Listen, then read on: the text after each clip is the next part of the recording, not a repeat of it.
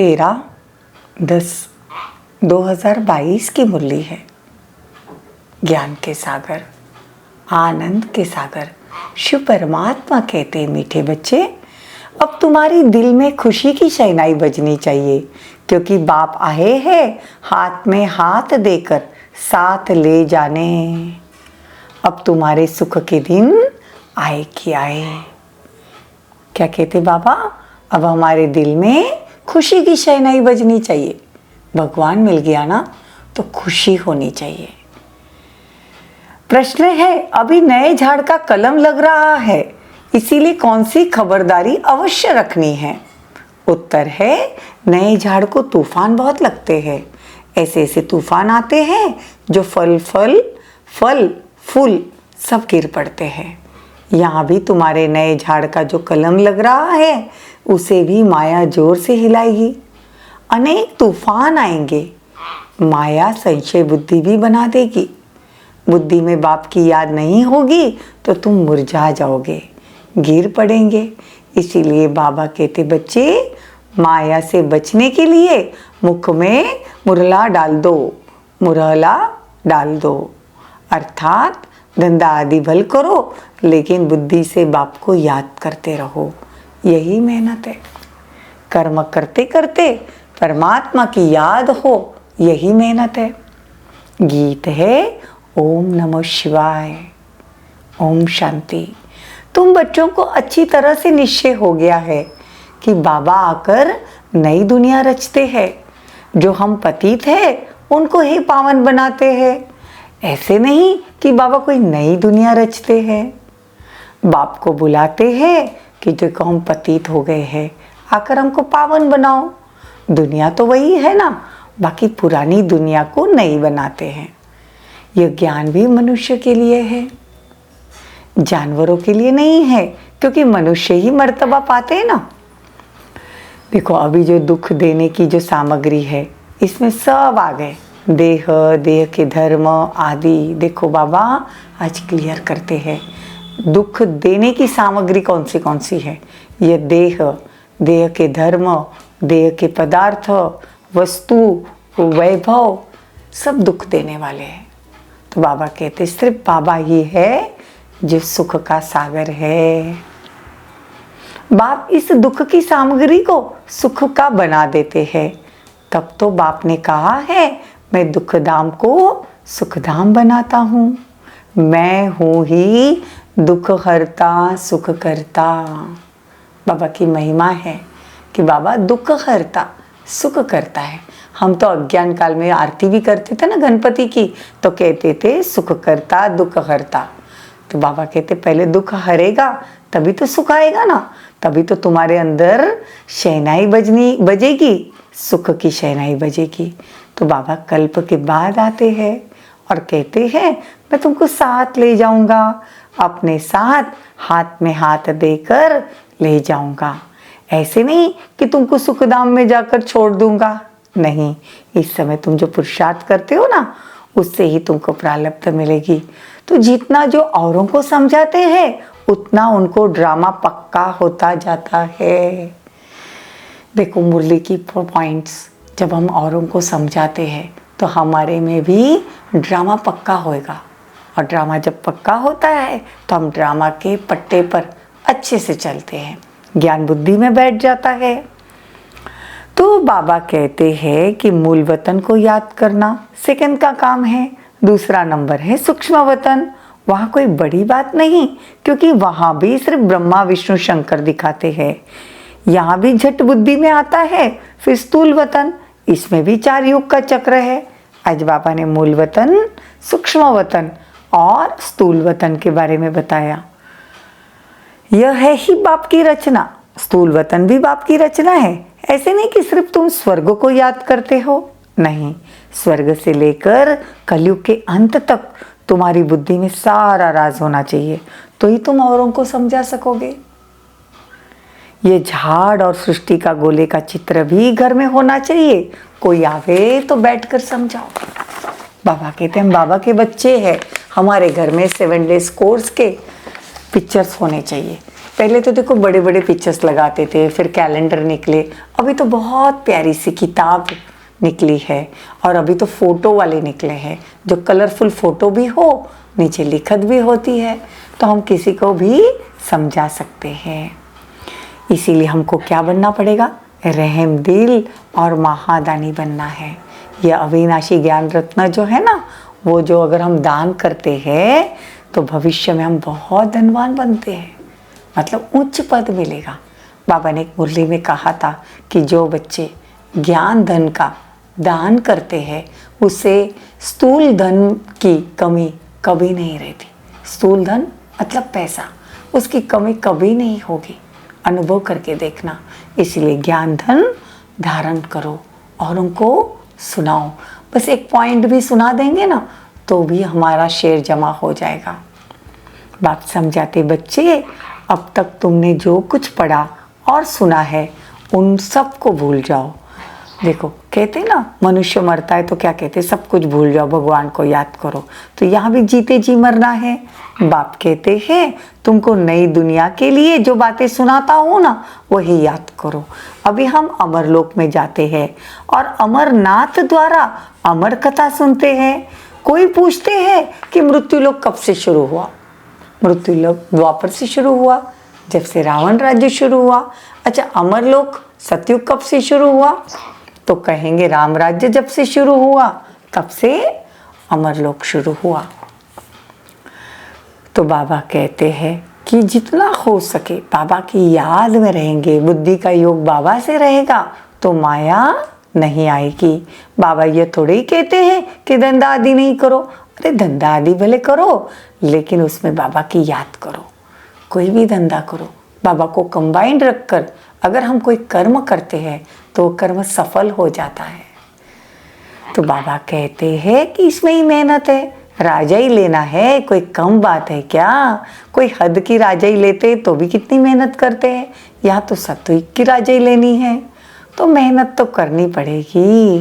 परमात्मा को ज्ञान का सागर कहते हैं, वो जानी जाननहार नहीं है। जानी जाननहार किसको कहेंगे? जो थॉट रीडिंग करते हैं, यानी अंदर की बातें जानते हैं, वास्तव में वो रिद्धि सिद्धि वाले होते हैं। उससे बाबा कहते प्राप्ति कुछ भी नहीं है। तो तुम्हारी बुद्धि में झाड़ का भी राज होना चाहिए। तुम वर्णन कर सकते हो कि ये वृक्ष का फाउंडेशन कैसे लगा, फिर कैसे वृद्धि को पाया। बाबा कहते हैं तुमको भी देवी देवता धर्म का तुम तना हो, तो तुमको परमात्मा का ज्ञान बहुत अच्छे से सबको देते आना चाहिए। हमारे धर्म का ज्ञान हमको होना चाहिए। तो बाबा कहते हैं कि golden age, silver age, copper age, iron age, ये सारे एज, ये सारी बातें पढ़ाई तुम्हारी दिमाग में होनी चाहिए।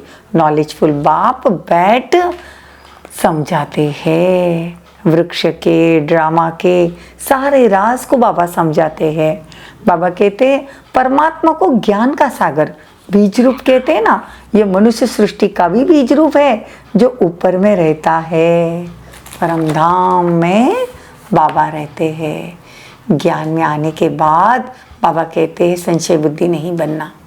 ज्ञान में आने के बाद बुखार भी आएगा, तो बहुतों को संशय हो जाता है कि पहले तो ऐसा नहीं होता था, ज्ञान में बंधन खलास होने चाहिए। परंतु बाबा तो कह देते हैं ये बीमारी आएगी, हिसाब किताब भी चुकत करना है। देखो भक्ति में तो लोग 9 रत्न की अंगूठी पहनते हैं, बीच में वैल्यूएबल रत्न रखते हैं, आजू बाजू कम। तो ये रत्न हजारों वाला भी होगा तो 100 रुपए वाला भी होगा।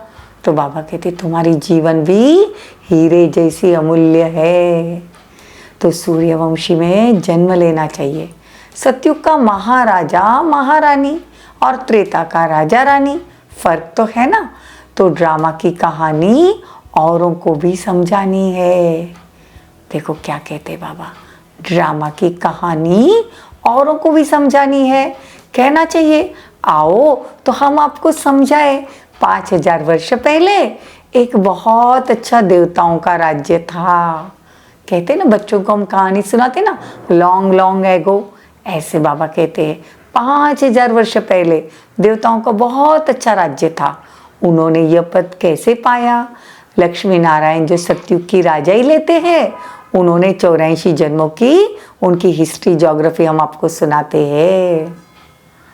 ऐसे टेम्पटेशन से बाबा कहते हैं उनको अंदर बुलाना चाहिए, ज्ञान देना चाहिए। सेकंड की कहानी है, परंतु है पद्मों की।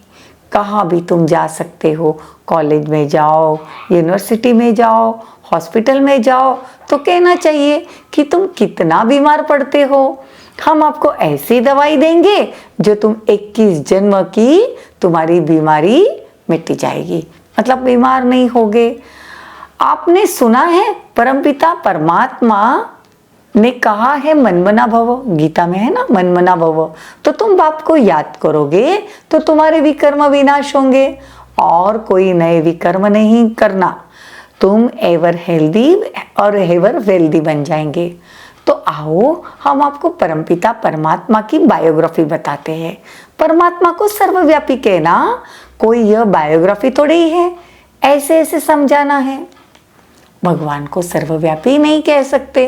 देखो बाबा का परिचय कैसे देना है, यह भी बाबा हमको सिखाते हैं।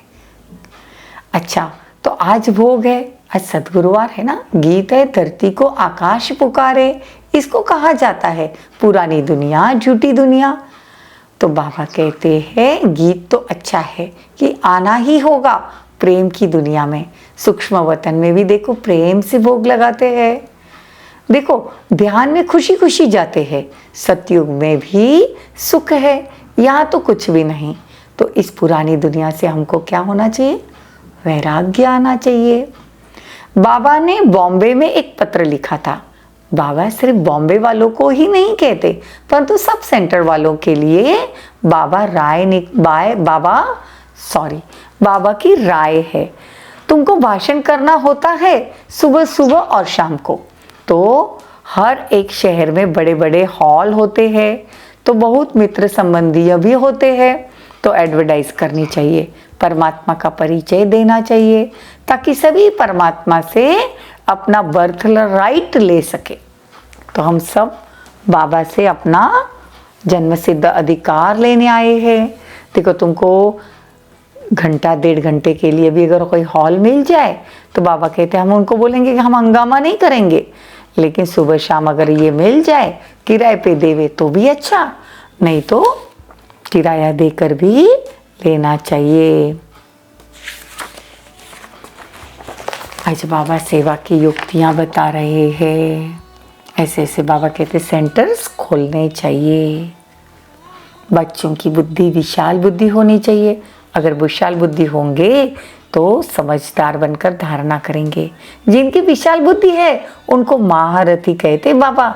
इसलिए बाबा कहते जीते जी मरना है, माया जीते जगत जीत बनो। मन को जीतने की बात नहीं, मन को तो शांत और शांति धाम में रखना है। अच्छा, मीठे मीठे सिखी लदे बच्चों प्रति माता पिता बाप दादा का याद प्यार और गुड मॉर्निंग। रूहानी बाप की रूहानी बच्चों को नमस्ते। हम रूहानी बच्चों की रूहानी माता पिता बाप दादा को याद प्यार गुड मॉर्निंग नमस्ते, थैंक यू, बहुत बहुत शुक्रिया। धारणा के लिए मुख्य सार, इस बेहद की दुनिया से वैराग्य रख, इसे बुद्धि से भूलना है।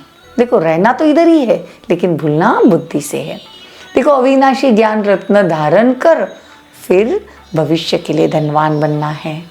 नई दुनिया के लिए बाप जो सुनाते हैं ना वो याद रखना है, बाकी सब पड़ा हुआ भूल जाना है। ऐसे जीते जी मरना है।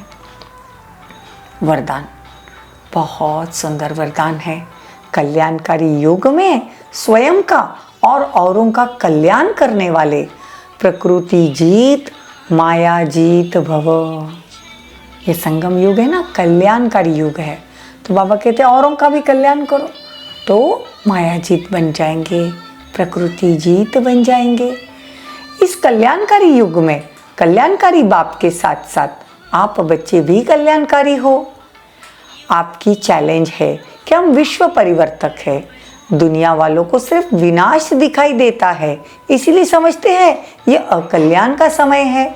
लेकिन आपके सामने विनाश के साथ साथ स्थापना भी स्पष्ट, और मन में भी यह शुभ भावना है कि अब सर्व का कल्याण हो। मनुष्य मात्र ये तो प्रकृति का भी कल्याण हो। देखो, सिर्फ मनुष्य का नहीं, प्रकृति का भी कल्याण करने वाले हम हैं। तो प्रकृति जीत है, माया जीत है। उसके लिए प्रकृति सुखदाई बन जाती है, उनके लिए प्रकृति सुखदाई बन जाती है। तो देखो, बाबा कहते हैं हमको तीनों कालों का ज्ञान है, हमको ये मालूम है कि ये कल्याणकारी सुहावना योग है।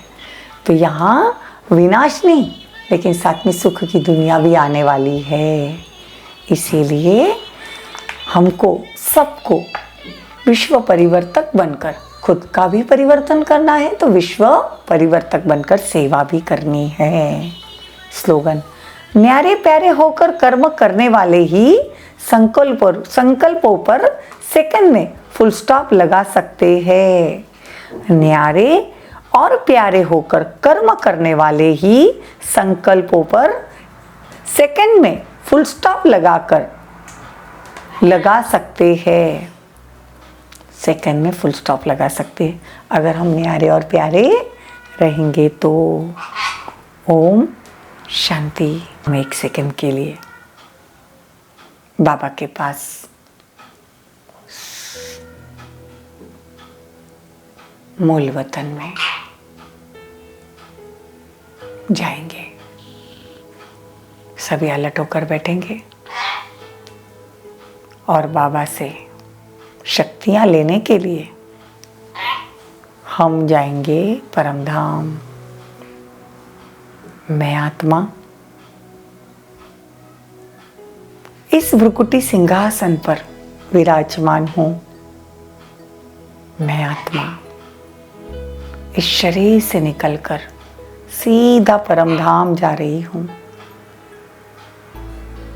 सुनहरी लाल प्रकाश की दुनिया है और मैं आत्मा एकदम बाबा के नजदीक। बाबा से सारी शक्तियां मुझ में प्रवाहित हो रही है।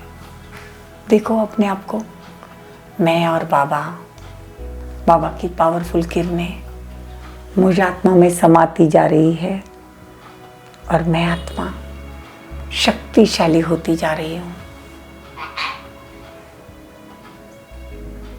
बाबा की पावरफुल शक्तियाँ लेकर मैं आत्मा